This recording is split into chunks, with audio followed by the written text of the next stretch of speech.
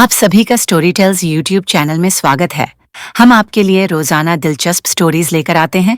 तो चलिए शुरू करते हैं ये एपिसोड। रात के करीब 10 बजे थे। मीरा अपने ऑफिस की फाइलें समेट रही थी जब अचानक उसका फोन बजा। स्क्रीन पर आर्यन का नाम चमक रहा था।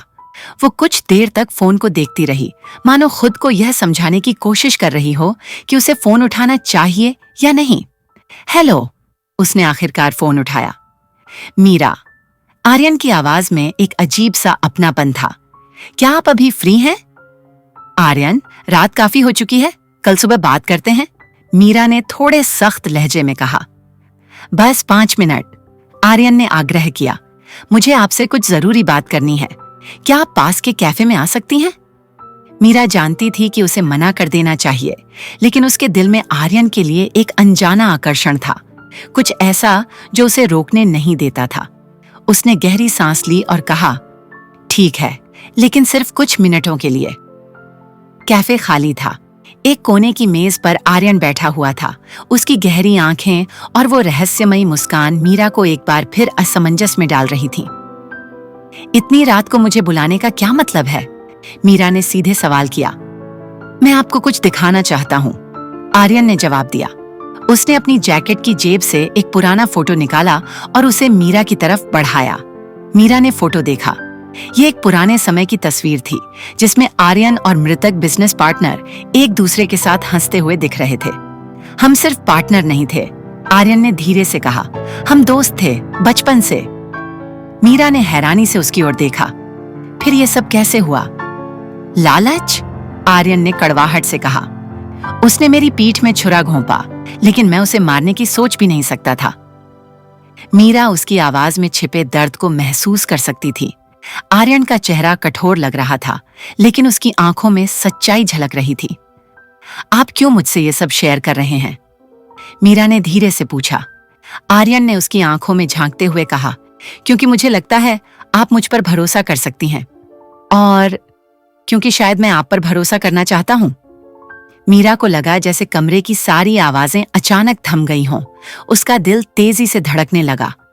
उसने जल्दी से अपनी नजरें फेर लीं और कहा, आपने अभी भी मुझसे सब कुछ नहीं बताया है, और आप अभी भी मुझसे सब कुछ पूछना चाहती हैं, आर्यन ने मुस्कुराते हुए कहा।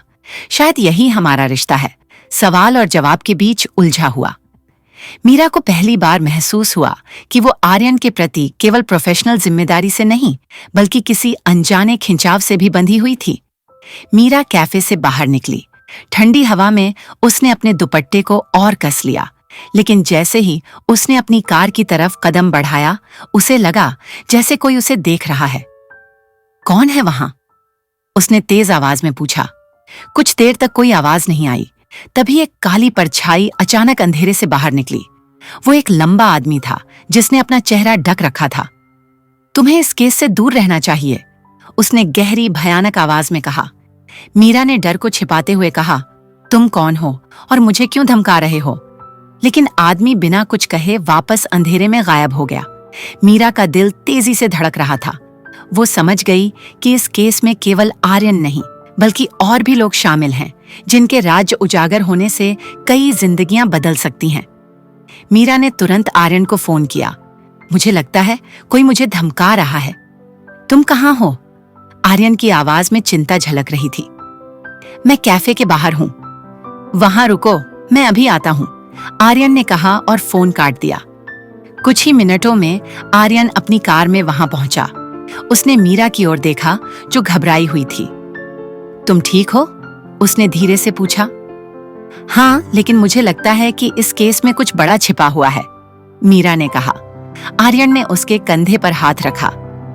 तुम्हें डरने की जरूरत नहीं है, मैं तुम्हारे साथ हूं। मीरा ने उसकी आंखों में देखा। उसमें एक सच्चाई और भरोसे का एहसास था जो उसे कमजोर कर रहा था। आर्यन, अगर तुम सच कह रहे हो तो मैं तुम्हें बचाने के लिए सब कुछ करूंगी, मीरा ने धीरे से कहा। और अगर मैं झूठ बोल रहा हूं? आर्यन ने मुस्कुराते हुए पूछा। तो मैं खुद को कभी माफ नहीं करूंगी। उनके बीच कुछ पल की खामोशी रही। फिर आर्यन ने धीरे से कहा, तुम्हारे जैसा कोई मुझे पहले कभी नहीं मिला मीरा, तुम अलग हो।